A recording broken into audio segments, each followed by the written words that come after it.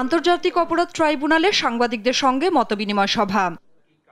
জানানো হয়, বিদেশে পলাতক 10 জনের বিরুদ্ধে ইন্টারপোলে রেড নোটিশ জারির আবেদনের খবর। আবেদন করা হয়েছে আওয়ামী লীগের সাধারণ সম্পাদক ওবায়দুল কাদের, সাবেক স্বরাষ্ট্রমন্ত্রী আসাদুজ্জামান খান কামাল, সাবেক পররাষ্ট্রমন্ত্রী হাসান মাহমুদ সহ পতিত ফ্যাসিস্ট সরকারের প্রভাবশালী ব্যক্তিদের বিরুদ্ধে। যে কোনো আইন হুট করে আজকে আমি চেঞ্জ করলাম, আবার কালকে সকালবেলা উঠে মনে হলো যে আর ওই আইনের তো আরেকটা ঝামেলা ছিল। তো আমরা প্রতিদিন সংশোধনের জন্য না গিয়ে যতগুলো সংশোধন দরকার একবারে করার ব্যাপারে আমরা মত দিয়েছি এবং সেটা ম্যাচিউর স্টেজে আছে। এটা হয়তো এই সপ্তাহে না হলে আগামী সপ্তাহে হয়ে যাবে বলে আমরা আশা করছি। মতবিনিময়কালে ট্রাইব্যুনাল আইনের সংশোধনী ও তদন্তের অগ্রগতিও তুলে ধরা হয়।